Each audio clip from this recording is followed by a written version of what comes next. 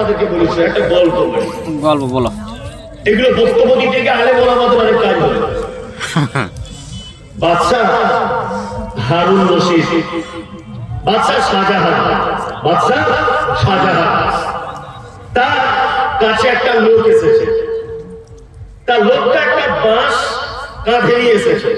আগেকার দিনে বাঁশের দুই সাইডে ধান বেঁধে ধান আনতো, ওটাকে আপনাদের কি বলে? বাহক। এই বাহক একটা লোক নিয়ে এসেছে কাঁধে করে, আর বাহকের একদিকে আছে একটা খাঁচা, আর একদিকে আছে একটা পাখি ধরা ফাঁদ। বাদশাহ শাহজাহান জিজ্ঞাসা করছে, কি ব্যাপার, তোমার বাহকের খাঁচার ভিতরে পাখি কেন, আর তোমার ওই দিকে পাখি ধরা ফাঁদ কেন? তখন ওই বাহকরা বলছে, বাদশা, ও বাদশাজি, গভীর জঙ্গলের ভিতরে আমি এই খাঁচাটা রেখে দিই, আর পাশে পাখি ধরা ফাঁদটাকেও রেখে দিই, আর এই পাখিটা নিজের ভাষাতে ডাকে, আর ওর স্বজাতিরা ওর ডাক শুনে ওর সঙ্গে দেখা করতে এসে ওই ফাঁদে পড়ে যায়, আর আমি জবাই করে করে পাখিগুলোকে খাই। বাদশাহ শাহজাহান তখন বলছে, এক কাজ করো তো, তোমার বাহকে যে পাখিটা আছে পাখিটাকে আমার কাছে দাও, পাখিটাকে আমার কাছে আনো। বাচ্চা পাখিটাকে ধরে একেবারে চট চট চট চট চট চট করে কেটে দিল। বাহকের মালিক বলছে, বাচ্চা, আপনি আমার রুজি রুটি মেরে দিলেন, আপনি আমার রুজি রুটি মেরে দিলেন। আমি এই পাখিটার ডাকের কারণে অন্যান্য পাখিদের ধরে ধরে খেতাম, আপনি সেই খাওয়াটা বন্ধ করে দিলেন। তখন বাদশা বলছে, শোনো, যে পাখি মিথ্যা অভিনয় করে তার স্বজাতিকে ডেকে এনে মালিকের খাদ্য উপযুক্ত করে দেয়, এই মুনাফিক পাখিকে বাঁচিয়ে রাখা ঠিক না। যারা আজ পর্যন্ত দাড়ি রেখে টুপি পরে, পাঞ্জাবি পরে, নিজেদেরকে পীর আল্লাহর ওলি বলে, নিজেদেরকে বাবা দরবেশ বলে, জাতিকে টেনে এনে নিজেদের দিকে জাহান্নামের রাস্তার দিকে পরিচালিত করছে, আমার মনে হয় হযরত উমরের জামানা যদি হতো এদের পাছার চামড়া তুলে দিত। কি হয়েছে বুঝতে পারছেন? হযরত উসমানের জামানা যদি হতো এদের পাছার চামড়া কি করতো?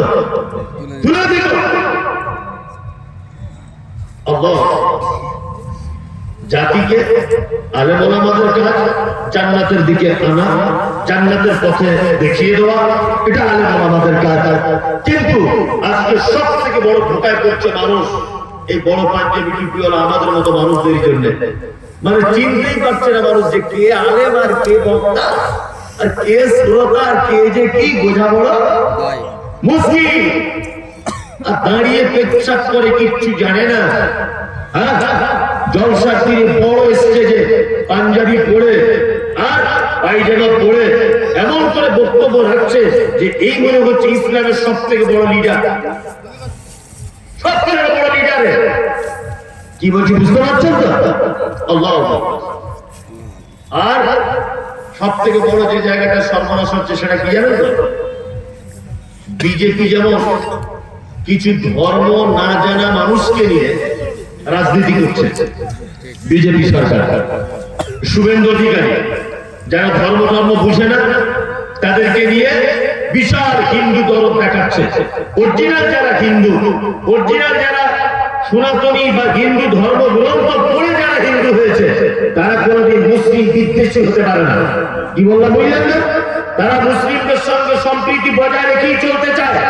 কিন্তু যাদের ধর্মীয় জ্ঞান নেই, ধর্মের আদেশ নিয়ে যারা চলে, এদের মতো অশিক্ষিত কিছু হিন্দুদেরকে নিয়ে শুভেন্দু অধিকারী যেমন রাজনীতিতে নেমেছে, ঠিক যেমন পশ্চিম বাংলায় কিছু ধর্ম না জানা যুবক মূর্খ অশিক্ষিতদেরকে নিয়ে ধান হিসাবে ব্যবহার করে মুসলিম কিছু রাজনৈতিক নেতা বর্তমানে মুসলিমদের ভিতরে বিভাজন সৃষ্টি করছে এবং সাম্প্রদায়িক দাঙ্গা করার জন্য উঠে পেরে লেগেছে। আর তাদের সাপোর্ট করছে কারা?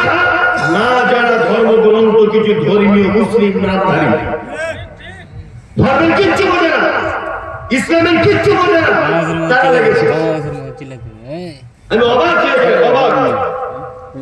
আচ্ছা, মুহাম্মদ সাল্লাল্লাহু আলাইহি ওয়াসাল্লাম মক্কায় কত বছর ছিলেন? মক্কায় 13 বছর। মক্কায় কত বছর ছিলেন?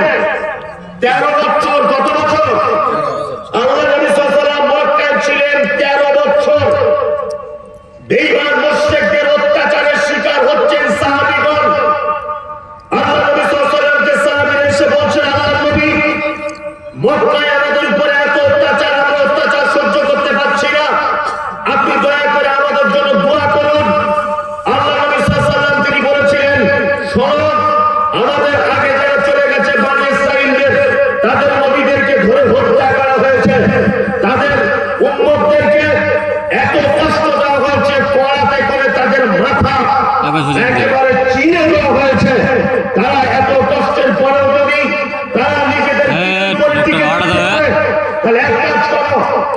এলাকায় সামান্য অত্যাচার হচ্ছে, এই সামান্য অত্যাচারের জন্য তোমরা অসহ্য বোধ হয়েও না, তোমরা পিছিয়ে যেও না, বিড়ম্বনায় ভুগো না। আল্লাহ চাইলে এই প্রতিবন্ধকতার ভিতর দিয়ে, এই জুলুমের ভিতর দিয়ে, এই অত্যাচারের ভিতর দিয়ে আমাদের সোনালী দিন ফেরত আসবে। আল্লাহ নবী সাল্লাল্লাহু আলাইহি ওয়াসাল্লাম দীর্ঘ 13 বছর মক্কায় ছিলেন, অত্যাচারের শিকার হয়েছিলেন, একটাও তিনি মসজিদ তৈরি করেননি। তখন মসজিদের প্রয়োজন ছিল, তারপরেও তিনি জানতেন যে মক্কাতে যদি এখন এমার্জেন্সি মসজিদ তৈরি করা হয় তাহলে মক্কায় বিশৃঙ্খলা সৃষ্টি হবে। 13 বছর তিনি একেবারে অত্যাচার সহ্য করতে না পেরে আল্লাহর অর্ডারে যখন তিনি মদিনায় এলেন, মদিনাতে এসে প্রয়োজন হয়েছে বলে মসজিদের নববী তিনি তৈরি করেছিলেন। তার মানে বুঝতে পারা যাচ্ছে এই যে সমাজে বিশৃঙ্খলা তৈরি হবে বলে মুহাম্মদ সাল্লাল্লাহু আলাইহি ওয়াসাল্লাম পর্যন্ত 13 বছর মক্কাতে কোনো মসজিদ নির্মাণ করেননি, কোন মসজিদ নির্মাণ করেননি। আজকে আমরা প্রতিযোগিতা করছি, এই পাড়াতে একটা বড় মসজিদ, ওই পাড়াতে একটা বড় মসজিদ, এই পাড়াতে একটা বড় মসজিদ, প্রতিযোগিতা সারা ভারতবর্ষ জুড়ে চলছে। আর এই প্রতিযোগিতা আবেগে কিছু মুসলিমদেরকে ময়দানে নামিয়ে দেওয়া হয়েছে, তারা আবেগে তাদের সঙ্গে গা ভাসিয়ে দিয়েছে, নিয়ে বিশৃঙ্খলা সৃষ্টি হওয়ার একটা সম্ভাবনা রয়েছে। ওই জন্য বলবো যে আবেগে গা ভাসিয়ে দেবেন না, ইসলামটাকে জানুন, ইসলামটাকে বুঝুন, তারপরে ধর্মীয় আবেগের দিকে গা ভাসান। তার আগে গা ভাসালে আপনার ঠকে যেতে হবে, কোনদিন আপনি জিততে পারবেন, কোনদিন। সোশ্যাল মিডিয়াতে দেখতে পাচ্ছেন মানে মমতাজুল ইসলাম মুর্শিদাবাদে ঢোকা যাবে না, মালদায় ঢোকা যাবে না, অমুক জায়গায় ঢুকতে দিব না, দেখছে না হুঙ্কার আসছে, হুঙ্কার আসছে না, আসছে। আসলে আবেগ, আবেগ, আল্লাহ আবেগ। বলছে আমি নাকি বাবরি মসজিদের বিরোধিতা করেছি, আবেগ। আরে কোন মুসলিম কোনদিন মসজিদের বিরোধিতা করে? করে? করে না। আমি মুমতাজুল ইসলাম বাবরি মসজিদের বিরোধিতা করবো কেন? লোকের নাম না নিলে যাবে না। বাবরি মসজিদের বিরোধিতা আমি করবো কেন? আমি করতে পারি? আমরা বিরোধিতা করে হটো বন্ধে হটো, আর পরিস্থিতি সময় আর বিরোধিতা করেছে। ঠিক আছে নাকি তো কি বললাম বুঝলেন না? কোন সময় আমরা দাঁড়িয়ে আছি, টাকা দিয়ে দেওয়ার নাম না নিলে আন্দোলন চলছে। এসআইআর মুসলমানদের দেশের নাগরিক কিনা এই প্রমাণ করতে যখন ব্যস্ত, ওয়াকাফ সম্পত্তি চলে এই নিয়ে যখন আমরা ব্যস্ত, এনআরসি নিয়ে যখন ব্যস্ত, ডিটেনশন ক্যাম্প নিয়ে যখন ব্যস্ত, নিজেরা